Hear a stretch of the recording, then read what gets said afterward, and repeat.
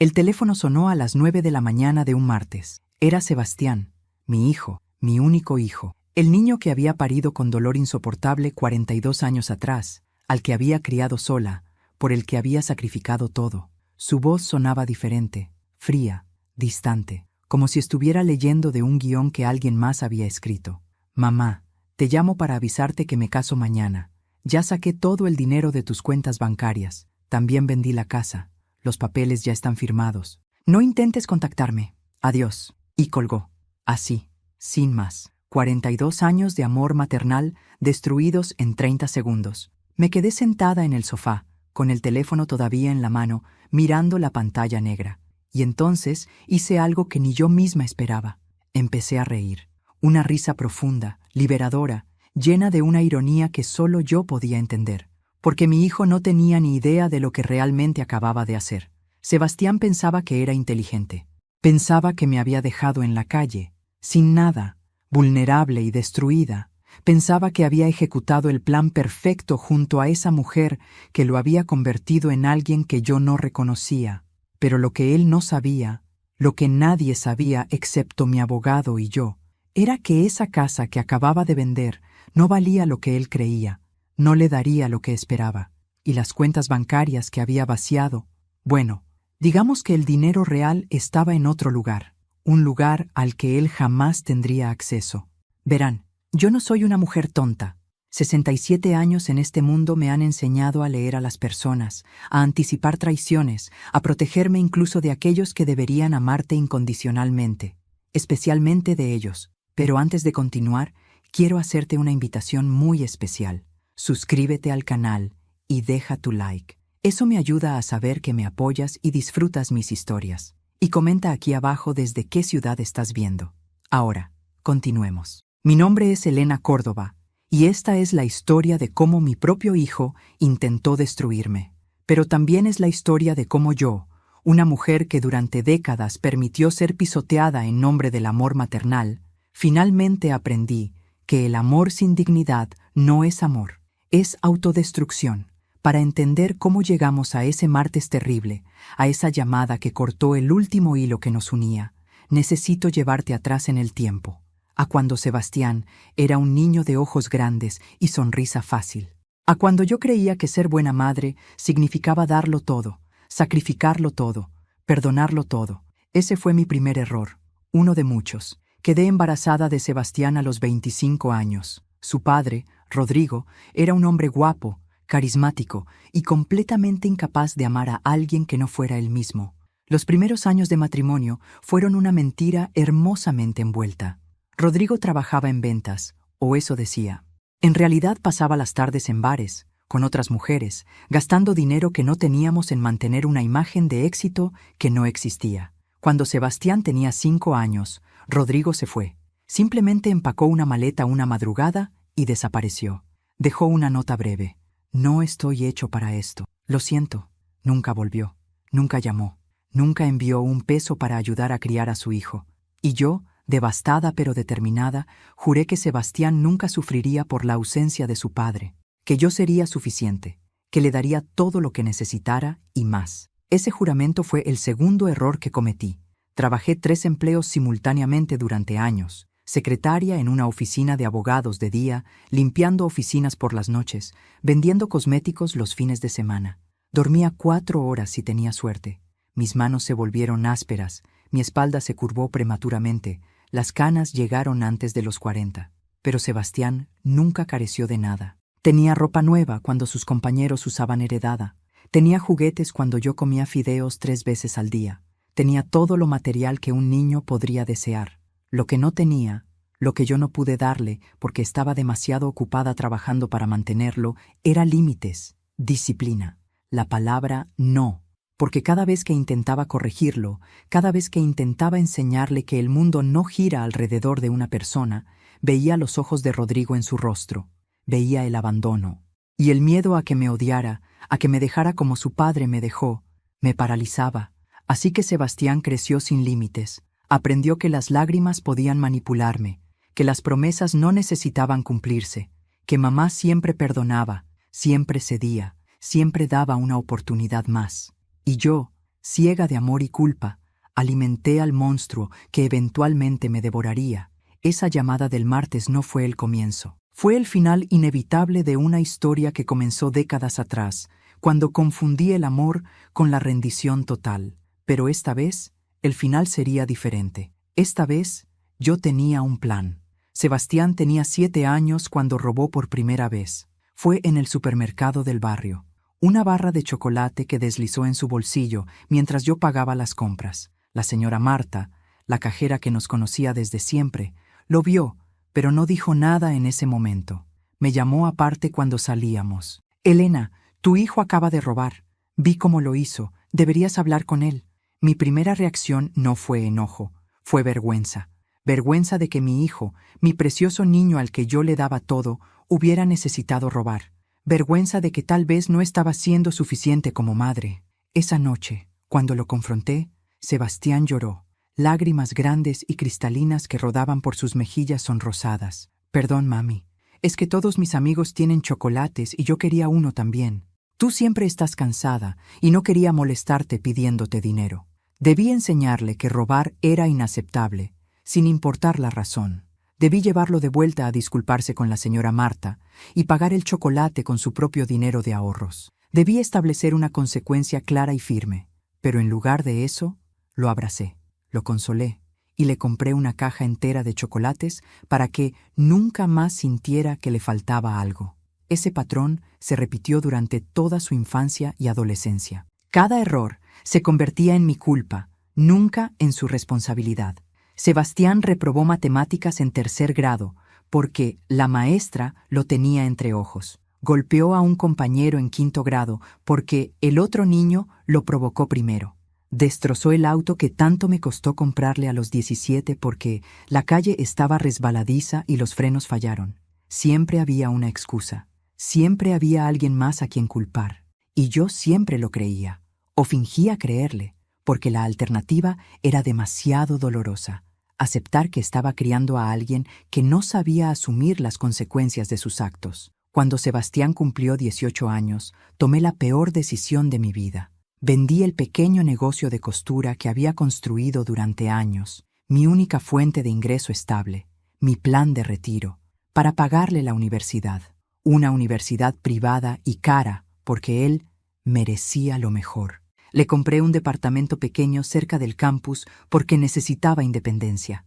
Le di una tarjeta de crédito vinculada a mi cuenta para emergencias. Las emergencias eran constantes, libros que costaban el triple de lo normal, proyectos grupales que requerían cenas en restaurantes caros, ropa de marca porque tenía que verse profesional. La tarjeta que debía ser para emergencias se convirtió en su estilo de vida. Y cada vez que intentaba hablar con él sobre los gastos, él me recordaba cuánto estaba sacrificando por sus estudios. «Mamá, estoy trabajando muy duro. ¿No puedes al menos apoyarme sin cuestionarme todo el tiempo?» La culpa siempre funcionaba conmigo. Sebastián se graduó a los 23 años, arquitectura. Yo estaba en la ceremonia, con un vestido que había comprado en una tienda de segunda mano, aplaudiendo con lágrimas en los ojos mientras él recibía su diploma. Me sentía orgullosa. Sentía que todos los sacrificios habían valido la pena. Mi hijo era un profesional. Mi hijo tendría un futuro mejor que el mío. Después de la ceremonia, fuimos a cenar. Él eligió un restaurante italiano caro. Ordenó vino, pasta con langosta, postre. Cuando llegó la cuenta, la deslizó hacia mí sin siquiera mirarla. «Tú invitas, ¿no, mamá? Es mi día especial». Pagué con la tarjeta de crédito que ya estaba al límite. No dije nada. Nunca decía nada. Los siguientes meses fueron difíciles. Sebastián no conseguía trabajo.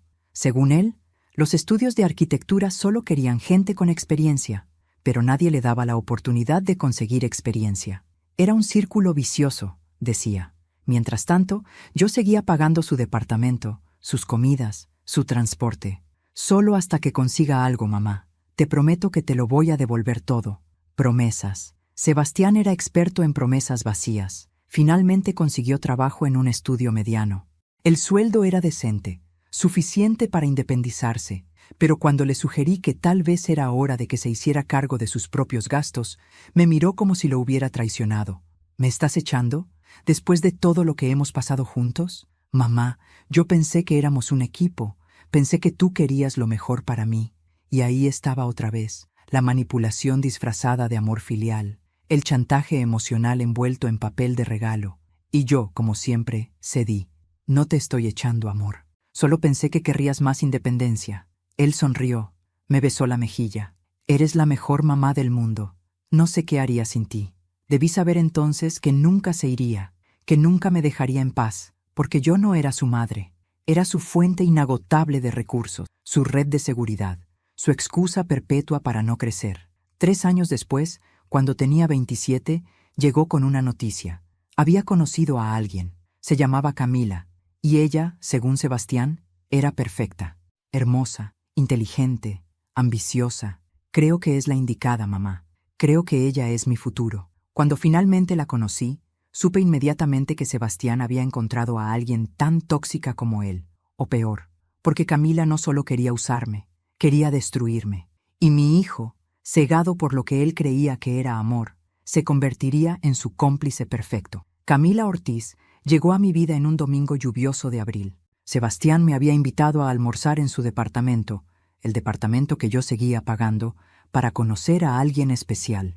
Llevé un postre casado, como siempre hacía. Toqué el timbre con el corazón lleno de esperanza ingenua. Tal vez esta mujer sería buena para mi hijo. Tal vez lo ayudaría a madurar. La puerta se abrió y ahí estaba ella.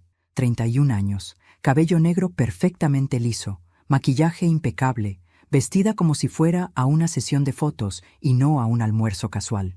Me extendió la mano con una sonrisa que no llegaba a sus ojos. Señora Elena, Sebastián me ha hablado mucho de usted. Su apretón fue firme, casi agresivo. Una declaración de poder más que un saludo. Entramos y noté inmediatamente cómo se movía por el departamento como si fuera suyo. Abría cajones, servía vino, dirigía la conversación. Sebastián la miraba con adoración boba, asintiendo a cada palabra que ella pronunciaba. Durante el almuerzo, Camila dominó la conversación completamente. Habló de su trabajo en consultoría empresarial. Nunca especificó qué tipo. De sus viajes a Europa, de sus contactos importantes. Cada anécdota era un despliegue de superioridad apenas velada. Sebastián me contó que usted trabajó en costura, dijo en un momento, con un tono que convertía mi profesión en algo pintoresco y menor. Debe haber sido interesante. Yo siempre he admirado a las personas que pueden hacer trabajos manuales. Yo no tengo paciencia para esas cosas. La forma en que dijo trabajos manuales dejaba claro lo que pensaba, que yo era una mujer simple, de clase trabajadora, inferior a ella en todos los sentidos. Sebastián no defendió mi trabajo. No mencionó los años que había costurado hasta que los dedos me sangraban para mantenerlo. Solo sonrió y llenó la copa de vino de Camila. Después del almuerzo, mientras ayudaba a lavar los platos, Camila se excusó diciendo que tenía una llamada importante. Intenté hablar con mi hijo. «Sebastián, ¿estás seguro de ella? Parece un poco controladora». Él me miró con una mezcla de decepción e irritación. «Mamá, sabía que harías esto. Sabía que no te gustaría nadie que yo eligiera. Camila es exitosa, segura de sí misma. ¿Eso te molesta? Que no sea alguien que puedas controlar». Sus palabras me golpearon como una bofetada. «Yo no intento controlar a nadie», dije con voz temblorosa. «Solo me preocupo por ti». Él suspiró, como si estuviera lidiando con una niña difícil. «Tu problema, mamá, es que nunca me dejas crecer. Siempre estás ahí, cuestionando mis decisiones. Camila tiene razón. Tengo que aprender a poner límites contigo». ¿Camila tiene razón? Ellos apenas llevaban 3 meses juntos y ella ya estaba en su cabeza, plantando semillas de desconfianza hacia mí. Me quedé callada, tragándome las palabras que quería gritar, porque sabía que si presionaba más, lo perdería, o al menos eso creía entonces.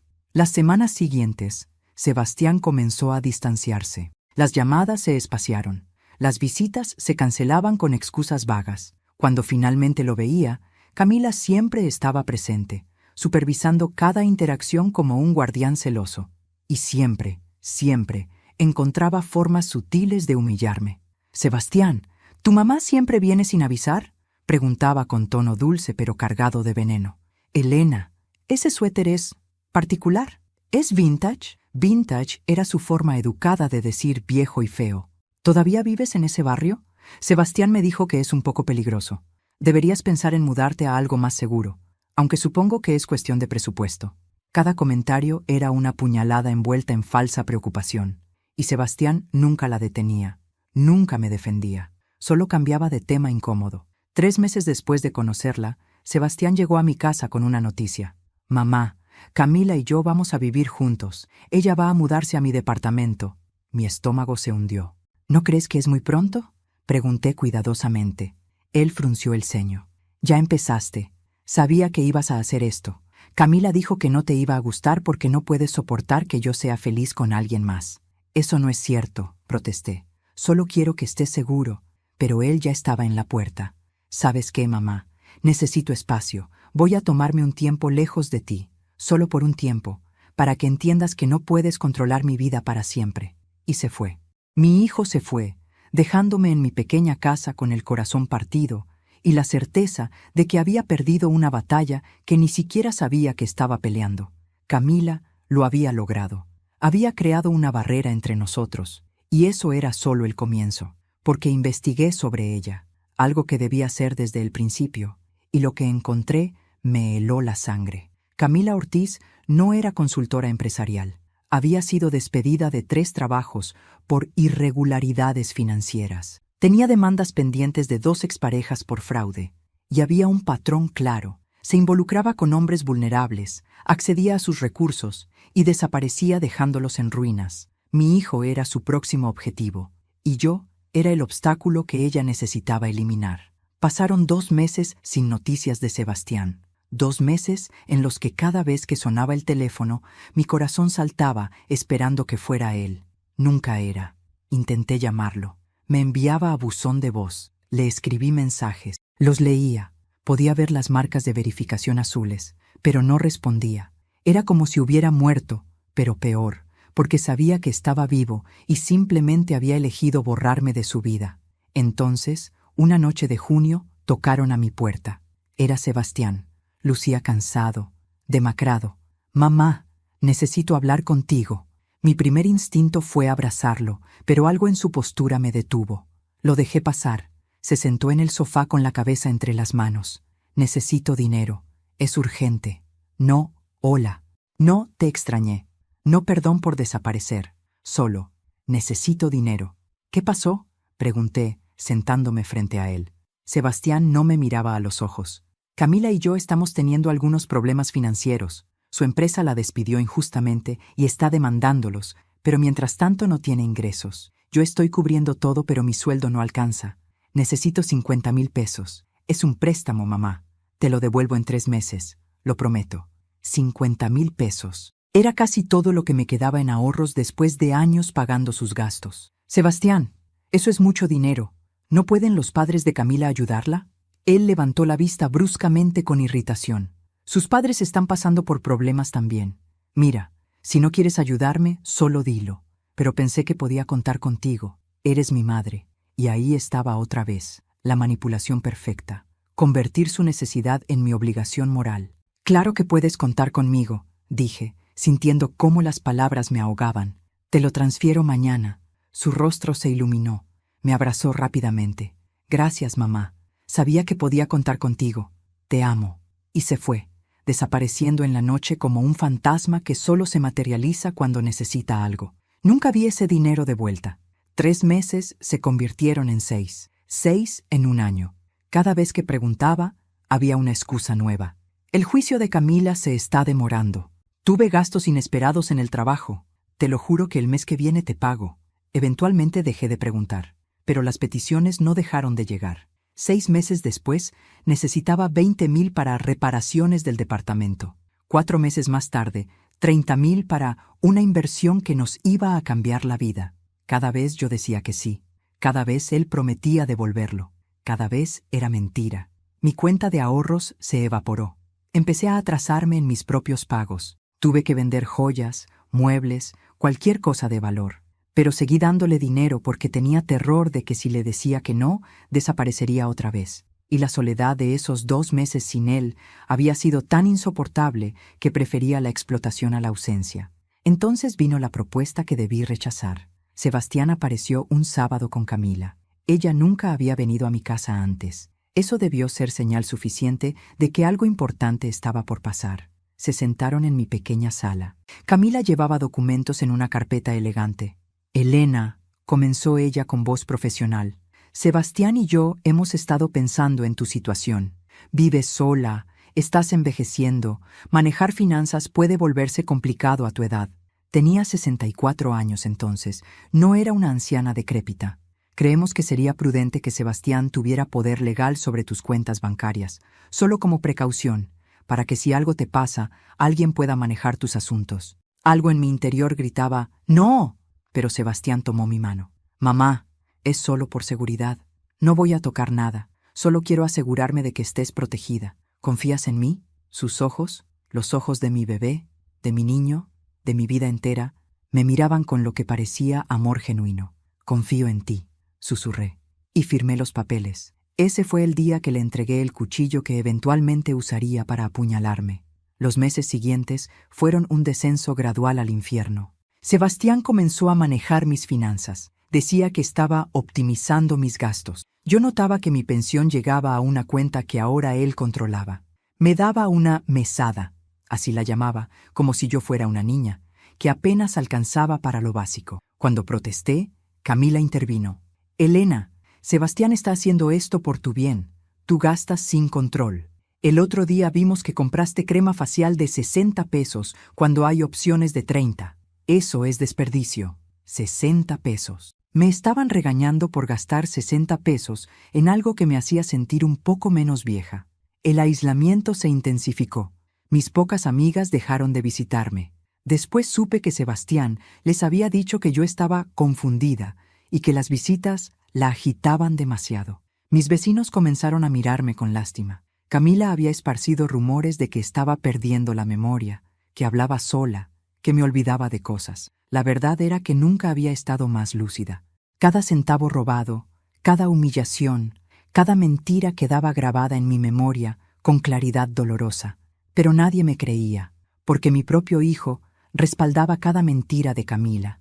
Y yo permitía todo porque todavía me aferraba a la esperanza de que el Sebastián real, mi hijo verdadero, regresaría algún día y todo volvería a ser como antes. Esa esperanza era mi mayor debilidad, y ellos la explotaron hasta la última gota. Hubo un momento preciso en que todo cambió para mí. Fue hace 8 meses, en noviembre del año pasado. Sebastián y Camila vinieron con más documentos. Esta vez querían que les transfiriera la escritura de mi casa. Es por impuestos, mamá, explicó Sebastián con esa sonrisa que ya no alcanzaba sus ojos. Si la casa está a mi nombre, podemos acceder a beneficios fiscales. Tú seguirás viviendo aquí, obviamente. Solo es un trámite legal. Camila añadió con voz melosa. Además, Elena, a tu edad, tener propiedades a tu nombre puede ser problemático. Si algo te pasa, el proceso de herencia es complicado. Esto simplifica todo. Me extendió una pluma. Solo firma aquí y aquí. Miré los documentos, miré a mi hijo, y por primera vez en décadas vi con claridad absoluta lo que estaba pasando. No era amor, no era preocupación. Era un plan meticuloso para dejarme sin nada, para despojarme de todo mientras yo respiraba, para asegurarse de que cuando muriera, o antes, ellos tuvieran todo y yo no tuviera cómo defenderme. Necesito pensarlo, dije bajando la pluma. El rostro de Camila se endureció por una fracción de segundo antes de recuperar la máscara. ¿Pensarlo? Elena, esto es por tu beneficio. Sebastián se inclinó hacia adelante. Mamá, ¿qué hay que pensar? ¿No confías en mí? Esa pregunta otra vez, el arma que siempre usaba contra mí. Confío en ti, mentí, pero es mi casa. Necesito unos días para procesar esto. Sebastián se levantó bruscamente. ¿Sabes qué? Está bien. Tómate tu tiempo. Pero no vengas llorando después cuando tengas problemas legales y yo no pueda ayudarte.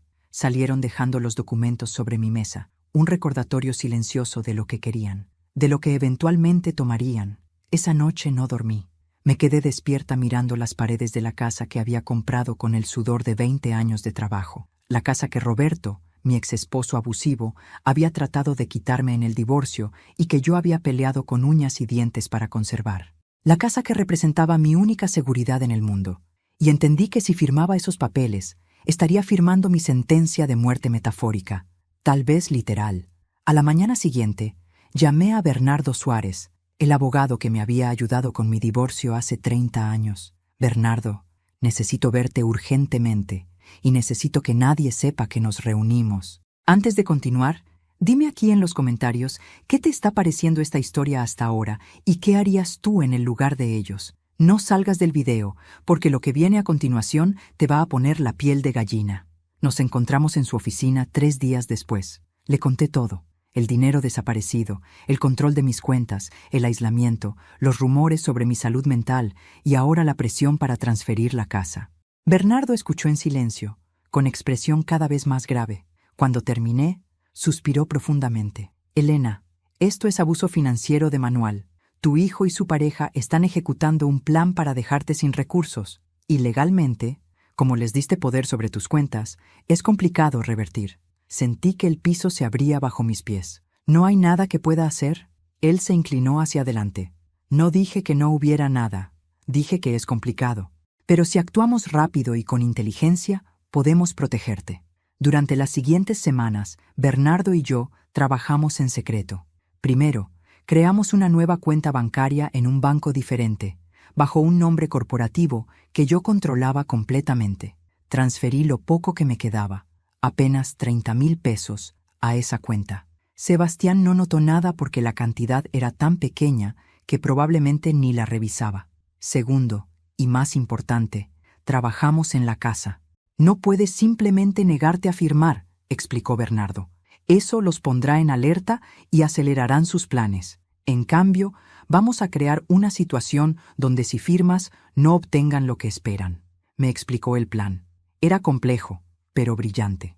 Resulta que mi casa tenía deudas que yo no conocía, deudas que Bernardo y yo creamos estratégicamente. Sacamos una hipoteca privada con un prestamista que Bernardo conocía, un hombre honorable que entendió la situación y aceptó ayudar. La deuda era por casi el valor total de la casa. En papel, mi casa ahora debía más de lo que valía.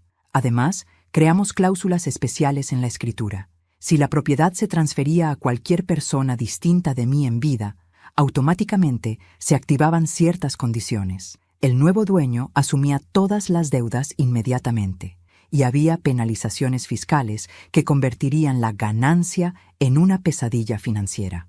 Básicamente, explicó Bernardo, si tu hijo logra que le transfieras la casa, pensará que ganó, pero en realidad estará heredando una bomba de tiempo financiera, y cuando intente venderla, descubrirá que no vale nada después de pagar todas las deudas. Era perfecto, maquiavélico y absolutamente necesario. Pero hay algo más que necesitas hacer, dijo Bernardo con seriedad. Necesitas documentar todo, cada interacción, cada manipulación, cada centavo que te quitaron. Porque esto puede terminar en tribunales. Me entregó una pequeña grabadora. Graba las conversaciones cuando vengan. Mantén registro escrito de todo. Reúne evidencia. Durante los siguientes meses hice exactamente eso. Grabé conversaciones donde Camila me insultaba pensando que yo no entendía.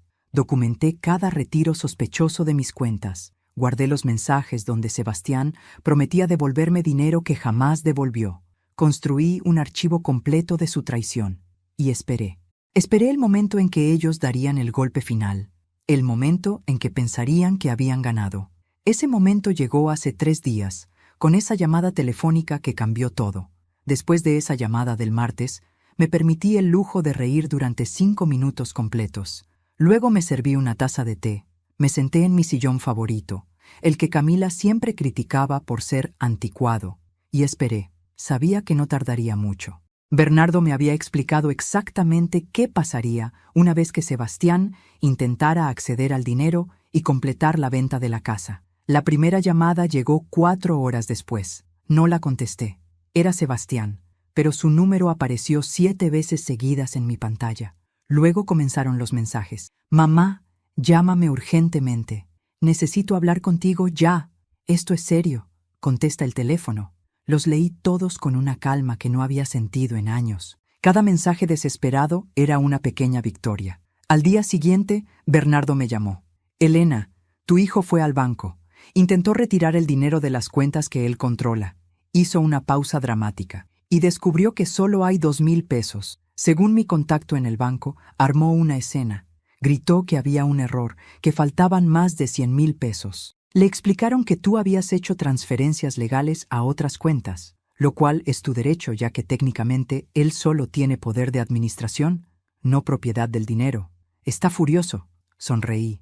Esos 100,000 pesos que él pensaba que tenía eran en realidad préstamos que yo había tomado de mi propia cuenta para crear la ilusión de que había más dinero. Dinero que nunca existió realmente. Papel sin valor. Y hay más, continuó Bernardo con satisfacción apenas contenida. El comprador de la casa, ese hombre que tu hijo contactó, recibió esta mañana la evaluación completa de la propiedad. Descubrió las deudas, las hipotecas, las cláusulas especiales. El valor neto de la casa, después de todas las obligaciones, es negativo. Debe más de lo que vale. El comprador canceló la venta inmediatamente. Y como tu hijo ya había firmado papeles asumiendo responsabilidad en la transacción, ahora está legalmente obligado a responder por los costos de cancelación. 20,000 pesos en penalizaciones. ¿Y la casa? Pregunté, aunque ya sabía la respuesta. La casa sigue siendo tuya, Elena. Él nunca completó la transferencia legal. Intentó venderla con una promesa de venta, pero sin la escritura final, no puede hacer nada. Es tuya y seguirá siendo tuya. Esa noche, finalmente, Sebastián apareció en mi puerta. No tocó, golpeó con furia. «¡Mamá! ¡Abre esta puerta!». Su voz era irreconocible, llena de rabia y desesperación. Abrí lentamente. Mi hijo estaba descompuesto. Tenía los ojos rojos, el cabello desordenado, la ropa arrugada. Detrás de él, en el auto, vi a Camila esperando. Ella no bajó. Las ratas abandonan el barco cuando se hunde. «¿Qué hiciste?», siseó Sebastián, empujándome levemente para entrar. «¿Dónde está el dinero? ¿Qué hiciste con la casa?». Me mantuve serena. «¿De qué dinero hablas, hijo? ¿Del dinero que robaste de mis cuentas, pensando que yo no me daría cuenta?». «Yo no robé nada. Tú me diste acceso. Firmaste los papeles». Su voz se quebraba entre la furia y algo más profundo. El pánico. «Sí, firmé papeles, dándote poder para administrar, no para robar. Hay una diferencia legal muy importante». Lo miré directamente a los ojos. «¿Sabías que durante los últimos 8 meses documenté cada peso que sacaste de mis cuentas sin mi permiso? ¿Cada promesa rota? ¿Cada mentira?». Vi cómo el color abandonaba su rostro. «No, tú no harías eso». Me acerqué a él, este hombre que alguna vez fue mi bebé, y hablé con voz firme. «Subestimaste a tu madre, Sebastián. Pensaste que era una vieja tonta a la que podías manipular eternamente, pero resulta que las viejas tontas aprenden, especialmente cuando sus propios hijos intentan destruirlas. Mamá, por favor». Su tono cambió instantáneamente, de furia a súplica. «Fue idea de Camila. Ella me dijo que era lo mejor, que tú estabas envejeciendo y que necesitábamos asegurar el futuro. Yo solo quería cuidarte». La mentira era tan obvia que dolía escucharla. ¿Cuidarme? ¿Robándome todo lo que tengo? ¿Vendiéndome la casa mientras yo viviera en la calle? Mi voz se elevó por primera vez. ¿Eso es cuidar, Sebastián? Él comenzó a llorar. Lágrimas reales esta vez, no las manipulaciones de su infancia. «Tengo deudas enormes. Camila gastamos demasiado. Los prestamistas me están amenazando. Necesito ese dinero, mamá. Lo necesito».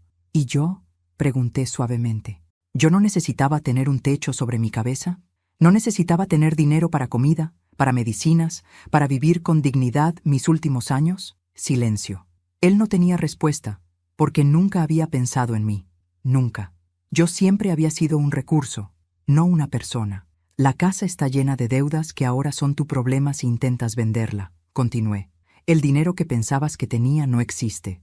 Y tengo evidencia documentada de fraude financiero y abuso de anciano que puedo presentar a las autoridades cuando yo decida».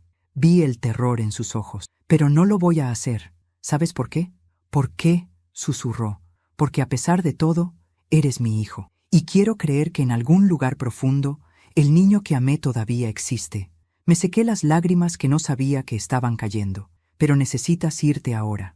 Necesitas salir de mi casa y de mi vida hasta que puedas mirarme y ver a una persona, no a una cuenta bancaria. Mamá, no tengo a dónde ir. Camila me va a dejar si no consigo el dinero. Los prestamistas, esos son tus problemas, Sebastián. problemas que tú creaste con tus decisiones. Yo no puedo salvarte esta vez. No voy a salvarte. Lo guié hacia la puerta. Cuando estés listo para ser honesto, para ser real, para ser mi hijo de verdad, y no un extraño que me usa, mi puerta estará abierta. Hasta entonces, adiós. Lo empujé suavemente hacia afuera y cerré la puerta. Escuché sus sollozos del otro lado. Lo escuché golpear suavemente, suplicando: «Mamá, por favor, no hagas esto». Pero me mantuve firme. Por primera vez en 42 años, puse un límite. Por primera vez, elegí mi dignidad sobre su comodidad. Los sollozos eventualmente cesaron. Escuché el auto alejarse. Y me dejé caer al suelo, llorando por el hijo que había perdido, por los años desperdiciados, por el amor mal entendido que casi me destruye. Pero también lloré de alivio, porque finalmente era libre. Los siguientes días fueron extrañamente silenciosos. No más llamadas, no más mensajes. Sebastián había desaparecido de mi vida tan completamente como cuando Camila lo había aislado de mí, pero esta vez la ausencia se sentía diferente. No era el dolor agudo de ser rechazada. Era un dolor sordo, el tipo que viene con las decisiones difíciles pero necesarias. El dolor de amputar una parte enferma de tu vida para que el resto pueda sanar. Bernardo me mantenía informada. A través de sus contactos, supe que Sebastián había perdido su trabajo. Aparentemente, había estado faltando tanto, tan distraído por sus problemas financieros, que el estudio de arquitectura lo despidió. Camila, como predije, lo dejó 3 días después de que el plan fracasara. Lo echó del departamento, el departamento que yo había pagado durante años, y se mudó con otro hombre, un empresario mayor con dinero real. Sebastián había servido su propósito y ahora era desechable. Está viviendo en un hotel barato, me contó Bernardo una tarde durante nuestra reunión semanal. Los prestamistas están detrás de él. Tiene demandas pendientes. Su cuenta bancaria está embargada. Elena, tu hijo está destruido. Asentí en silencio, sintiendo una mezcla de justicia y tristeza. ¿Es terrible que parte de mí se sienta aliviada?, pregunté en voz baja. Bernardo me miró con comprensión. No es terrible, es humano. Él intentó destruirte. Que enfrente las consecuencias de sus acciones no te hace mala persona, te hace alguien con límites saludables. Pero las palabras no aliviaban completamente la culpa maternal que seguía pulsando en mi pecho. Por más que me repetía que había hecho lo correcto, una parte de mí, esa parte que lo había mecido cuando lloraba de bebé, que había curado sus rodillas raspadas, que había sacrificado todo por él, se preguntaba si había sido demasiado dura. La respuesta llegó 2 semanas después, en forma de una carta. La encontré deslizada bajo mi puerta una madrugada. Era de Sebastián, escrita a mano con letra temblorosa. Mamá, sé que no tengo derecho a escribirte. Sé que no merezco tu perdón. Pero necesito que sepas algo. Tenías razón. Sobre todo. Sobre Camila, sobre mí, sobre lo que me había convertido. Pasé 30 años de mi vida pensando que el mundo me debía algo solo por existir. Pensando que tú me debías todo porque eras mi madre. Nunca vi los sacrificios. Nunca valoré nada. Camila se fue. Me dejó sin nada. Y por primera vez en mi vida entiendo cómo te debiste sentir cuando papá nos abandonó. Entiendo la soledad, el terror, la sensación de que no vales nada para las personas que se supone deben amarte. Entiendo, mamá. Finalmente entiendo. Perdí mi trabajo. Debo dinero que no puedo pagar. Voy a tener que declarar bancarrota. Mi vida es un desastre completo. Y lo peor no es la pobreza o las deudas. Lo peor es saber que destruí la única relación que importaba. Destruí a la única persona que siempre estuvo ahí. No te escribo para pedirte ayuda. Sé que no la merezco. Te escribo para decirte que tenías razón al cerrarme la puerta. Necesitaba tocar fondo. Necesitaba perderlo todo para entender qué había perdido hace mucho tiempo. Tu respeto, tu confianza y el privilegio de ser tu hijo. Si algún día, en el futuro, puedes perdonarme, sería más de lo que merezco. Pero si no puedes, lo entiendo. Te amo, mamá. Siempre te amé, aunque nunca supe cómo demostrarlo. Tu hijo que falló, Sebastián. Leí la carta 3 veces. Lloré en cada lectura. Porque era exactamente lo que había querido escuchar durante años. Un reconocimiento real de su egoísmo, de mi dolor, de las consecuencias de sus acciones. No era una manipulación. No estaba pidiendo dinero. Era, por primera vez en décadas, honesto. Pero la honestidad no borraba el daño. No devolvía los años perdidos, el dinero robado, la dignidad pisoteada. La honestidad era un primer paso, no una solución. 2 días después, recibí una llamada de un número desconocido. Era la señora del hotel donde Sebastián estaba viviendo. Señora Córdoba, su hijo está aquí. Lleva 3 días sin comer. Está enfermo. Creo que tiene fiebre alta. No tiene dinero para un doctor. Encontré su número en su teléfono. Por favor, no sé a quién más llamar. Mi primer instinto fue correr hacia él, cuidarlo, salvarlo como siempre había hecho. Pero algo me detuvo. Si iba ahora, si lo rescataba ahora, no habría aprendido nada. Yo no habría aprendido nada. Volveríamos al mismo ciclo destructivo, él cayendo, yo salvándolo, él sin consecuencias, yo sin límites. ¿Puede llamar a una ambulancia?, le dije a la mujer. Yo pagaré los gastos médicos, pero necesito que sea anónimo. No le diga que yo pagué. Hubo un silencio del otro lado. ¿Está segura? No lo estaba, pero dije, sí, y por favor, manténgame informada de su condición. Sebastián estuvo en el hospital 3 días. Neumonía severa combinada con desnutrición y agotamiento. Los doctores me llamaron porque yo figuraba como contacto de emergencia. Su hijo está estable, pero débil. Necesitará semanas de recuperación. ¿Habrá alguien que pueda cuidarlo cuando salga? Esa era la pregunta, ¿no? ¿Yo sería ese alguien? ¿Volvería a abrir mi puerta, mi vida, mi corazón a alguien que había demostrado ser capaz de destruirme sin remordimiento? ¿Cuántas oportunidades merece una persona? ¿Cuántas veces perdona una madre antes de que el perdón se convierta en complicidad de su propia destrucción? Fui al hospital. No pude evitarlo. Lo vi a través del vidrio de su habitación antes de entrar. Estaba dormido, conectado a sueros, con una delgadez que me partió el corazón. Se veía pequeño, vulnerable, como el niño que había sido antes de que la vida y mis propios errores como madre lo convirtieran en lo que era ahora. Entré silenciosamente y me senté junto a su cama. Sus ojos se abrieron lentamente. Cuando me vio, lágrimas inmediatas rodaron por sus mejillas. «Mamá», susurró con voz ronca, lo siento tanto». Tomé su mano, esa mano que alguna vez fue tan pequeña dentro de la mía, y sentí todo el peso de 42 años de una relación complicada, dañada, pero innegablemente real. «Lo sé», dije simplemente. Nos quedamos en silencio durante largos minutos. Finalmente, Sebastián preguntó, «¿Qué voy a hacer ahora, mamá?» Lo perdí todo. Lo miré directamente a los ojos. «Vas a reconstruir, pero esta vez lo harás tú solo, con tu propio esfuerzo, sin atajos, sin usar a otras personas. Y si de verdad has cambiado, si de verdad entendiste la lección, lo lograrás». «¿Y nosotros?», preguntó con voz pequeña. «¿Hay un nosotros todavía?». Respiré profundamente. «No lo sé, Sebastián. Honestamente no lo sé. Necesito tiempo. Necesitas tiempo. Necesitas demostrar con acciones, no con palabras, que has cambiado. Y yo necesito aprender a perdonar sin olvidar, a amar sin destruirme. No sé si es posible, pero quizás, con tiempo y mucho trabajo, podamos encontrar una manera». Me levanté para irme. En la puerta me volví. «Pagaré tu cuenta del hospital. Eso es todo. Después estás solo. Y esta vez, eso no es crueldad, es respeto. Respeto por ti como adulto capaz de enfrentar sus consecuencias y respeto por mí como persona que merece dignidad». Salí sin mirar atrás, con el corazón roto, pero la espalda recta. El camino hacia adelante sería largo y doloroso para ambos, pero por primera vez sería honesto.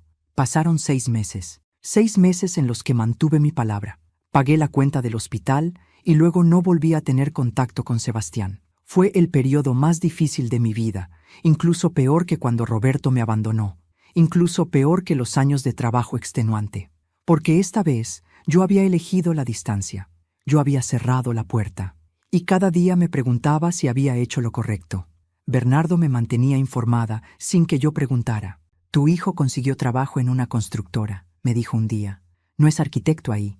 Es asistente, carga materiales, hace trabajo manual. El sueldo es mínimo». Asentí, sintiendo una mezcla de orgullo y dolor. Orgullo porque estaba trabajando, ganándose la vida honestamente. Dolor porque sabía cuánto debía dolerle el ego haber caído tan bajo. «Está viviendo en una pensión», continuó Bernardo. Comparte habitación con otros 2 hombres. Dicen que sale temprano y vuelve tarde. No socializa mucho, solo trabaja. Era una vida dura, la que Sebastián estaba viviendo ahora. Una vida que yo había vivido durante años para mantenerlo. Tal vez por primera vez, él entendía realmente lo que significaba sobrevivir sin red de seguridad.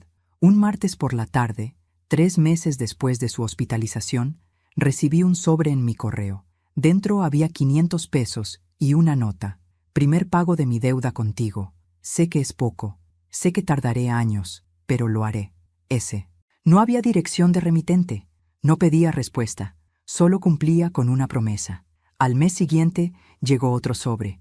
Otros 500 pesos. Segundo pago. Seguiré enviando cada mes. No espero tu perdón. Solo quiero hacer lo correcto. Y así continuó, religiosamente, cada mes. Nunca más de 500 pesos, porque probablemente era todo lo que podía ahorrar de su salario mínimo. Pero llegaba, siempre llegaba. En el 5.º mes, la nota era más larga. Mamá, conseguí un segundo trabajo. Los fines de semana hago reparaciones en casas. No es arquitectura, pero uso mis conocimientos. Estoy ahorrando para pagar mis deudas, para reconstruir mi vida. Y cada día que trabajo, pienso en ti. En cómo trabajaste así durante años por mí. Ahora entiendo lo que significó. Ahora valoro lo que nunca valoré. Guardé cada nota, cada una. Las releía en las noches cuando la soledad se volvía insoportable. Cuando me preguntaba si había sido demasiado dura, demasiado cruel, si una madre de verdad habría perdonado inmediatamente. Pero entonces recordaba las palabras de mi terapeuta. Sí, había comenzado terapia. Finalmente, cuidando de mi salud mental después de décadas de descuidarla. El amor sin límites no es amor, es codependencia, es autodestrucción. Una tarde de abril, casi 6 meses después de la última vez que lo vi en el hospital, alguien tocó mi puerta. Era sábado. Estaba preparando té cuando escuché el timbre. Abrí sin mirar por la mirilla, un error que Bernardo siempre me regañaba por cometer, y ahí estaba Sebastián. Pero no era el Sebastián que yo conocía. Este hombre estaba bronceado por el trabajo al sol. Tenía músculos en lugares donde antes solo había suavidad. Sus manos estaban callosas, ásperas, marcadas por el trabajo duro. Llevaba ropa simple, limpia pero gastada. Y sus ojos tenían algo que no había visto en años, humildad real. «Hola, mamá», dijo con voz suave. «Sé que no tengo derecho a estar aquí. Sé que te pedí espacio y tú me lo diste. Pero necesitaba verte, necesitaba decirte algo en persona». Me quedé en la puerta, con el corazón latiendo tan fuerte que pensé que él podría escucharlo. «¿Qué necesitas decirme?» Sebastián sacó un sobre de su mochila gastada. «Esto es el dinero de este mes, pero también es algo más». Lo abrió y dentro había un cheque por 30,000 pesos. Vendí mi auto. Ya no lo necesito. Camino al trabajo o tomo el autobús. Con ese dinero pagué la mayoría de mis deudas. Y esto, señaló el cheque, es para ti. Sé que no cubre ni una fracción de lo que te robé, pero es un comienzo. Miré el cheque. 30,000 pesos. Probablemente representaba meses de ahorro para él en su situación actual. «Sebastián», comencé, pero él levantó la mano. «Déjame terminar, por favor. Necesito decir esto», asentí, conteniendo las lágrimas. «Durante estos 6 meses viví la vida que tú viviste durante años. Despertarme antes del amanecer, trabajar hasta que el cuerpo duele, comer lo más barato posible para poder ahorrar, dormir en un colchón incómodo en un cuarto que no es tuyo. Y cada día, cada maldito día pensaba, mi madre hizo esto por mí, durante décadas, y yo nunca lo valoré. Nunca dije gracias, nunca reconocí el sacrificio». Su voz se quebró. «Peor que eso, intenté destruirla. Intenté robarle todo después de que ella me lo dio todo. ¿Qué clase de monstruo hace eso?» Las lágrimas corrían libremente por su rostro ahora. «No espero tu perdón, mamá. No merezco tu perdón. Solo quiero que sepas que cambié, que finalmente crecí, que finalmente entendí lo que significa ser un hombre, un adulto, un ser humano decente». Me sequé mis propias lágrimas. «¿Por qué ahora, Sebastián? ¿Por qué 6 meses después?» Él sonrió tristemente. «Porque si venía antes, habría sido para pedirte ayuda, para manipularte de nuevo. Necesitaba estos 6 meses para probarme a mí mismo que podía sobrevivir solo, que no necesitaba usar a nadie, que podía ser la persona que debí ser siempre. Nos quedamos en silencio. El viento de abril movía las hojas del árbol en mi pequeño jardín. Pájaros cantaban. La vida continuaba, indiferente a nuestro drama personal. Finalmente, di un paso atrás. ¿Quieres pasar?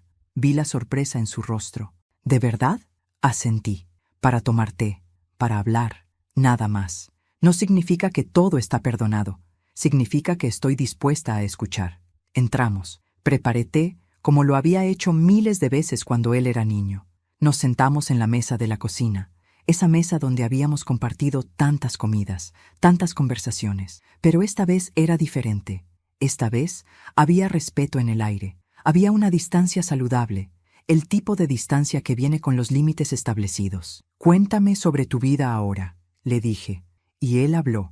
Me contó sobre el trabajo en la constructora, sobre cómo al principio los otros hombres se burlaban del arquitecto caído, pero eventualmente lo aceptaron cuando vieron que trabajaba tan duro como ellos. Me contó sobre su segundo trabajo, sobre cómo estaba redescubriendo la satisfacción de hacer algo con las manos, de crear algo tangible. Me contó sobre la terapia que había comenzado, pagada por un programa gratuito del gobierno, y cómo estaba enfrentando sus problemas de codependencia, su narcisismo, sus patrones de manipulación. Mi terapeuta me dijo algo que me golpeó fuerte, dijo Sebastián, mirando su taza de té. Me dijo que yo había confundido amor con propiedad, que pensaba que porque tú eras mi madre, tenía derecho a ti, a tu tiempo, tu dinero, tu energía, tu vida. Que nunca te vi como una persona completa con tus propias necesidades, sueños, límites. Solo te vi como una fuente de recursos. Levantó la vista. Tenía razón. Completamente. Asentí lentamente. Y yo te dejé pensar eso, por años, porque confundí el amor maternal con el sacrificio total. Pensé que ser buena madre significaba nunca decir no, nunca poner límites, siempre estar disponible. Pero le fallé a ambos con ese enfoque. Te fallé a ti porque no te enseñé a ser independiente, responsable, empático. Y me fallé a mí misma porque perdí mi identidad en el proceso de ser tu madre. ¿Crees que alguna vez podremos...? Comenzó él, pero lo interrumpí. ¿Volver a como éramos antes? No, nunca, porque como éramos antes era enfermo, era destructivo, era insostenible. Vi el dolor en su rostro y suavicé mi tono.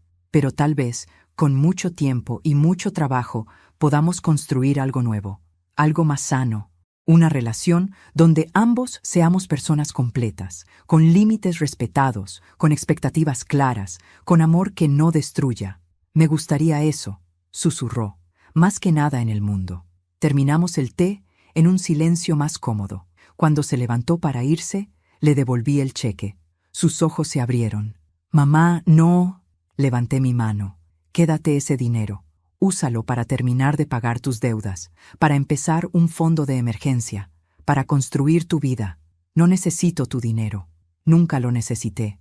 Lo que necesitaba era tu respeto, tu honestidad, tu crecimiento como persona. Y creo que finalmente lo estoy viendo. Él tomó el cheque con manos temblorosas. No sé cómo agradecerte. Sonreí, una sonrisa triste pero genuina. Vive bien, sé honesto, trata a las personas con respeto. Nunca uses a nadie de la forma en que me usaste a mí. Ese es tu agradecimiento. Lo acompañé a la puerta. En el umbral se volvió. ¿Puedo venir la próxima semana?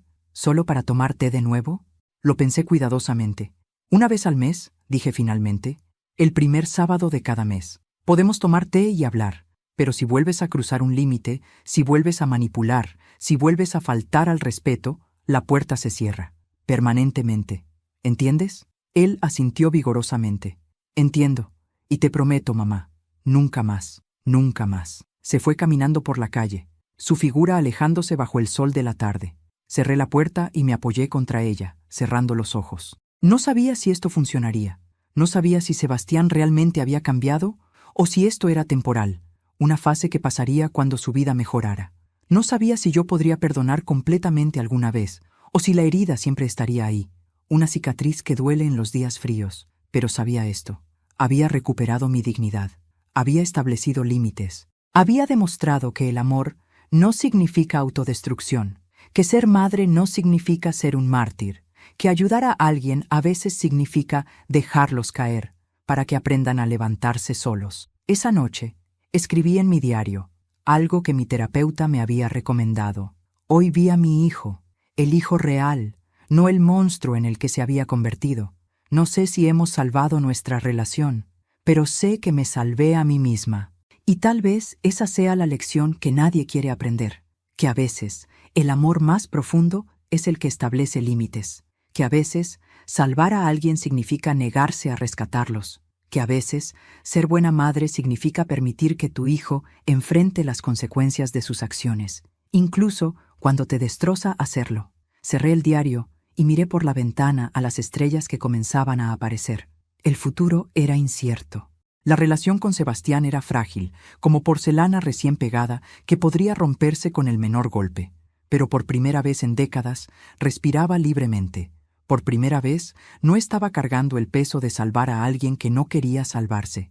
Y eso, descubrí, era suficiente. No era un final feliz de cuento de hadas. Era algo mejor, era real, era honesto. Era el comienzo de algo más sano, aunque tomara años construirlo. La vida me había enseñado que el amor verdadero no es ilimitado. Es amor con límites, con respeto, con dignidad para ambas partes. Y aunque tardé 67 años en aprenderlo, finalmente lo entendía. Finalmente, era libre.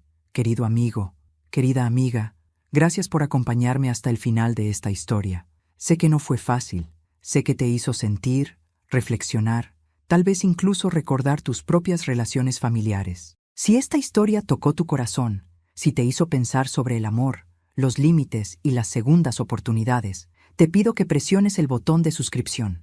Tu apoyo significa todo para mí y me ayuda a seguir compartiendo historias que nos enseñan sobre la vida. Déjame un me gusta si esta historia te movió de alguna manera. Y por favor, cuéntame en los comentarios, ¿qué te pareció? ¿Hizo Elena lo correcto? ¿Qué hubieras hecho tú en su lugar? ¿Crees en las segundas oportunidades? Y dime, ¿desde qué ciudad del mundo me estás escuchando? Me encanta leer cada uno de sus comentarios, cada historia que comparten. Somos una comunidad que aprende junta. Recuerda, esta historia es completamente ficticia, creada con fines de entretenimiento y reflexión. Los personajes y situaciones son producto de la imaginación, diseñados para hacerte pensar sobre el amor, los límites y la dignidad. Gracias por estar aquí. Nos vemos en la próxima historia.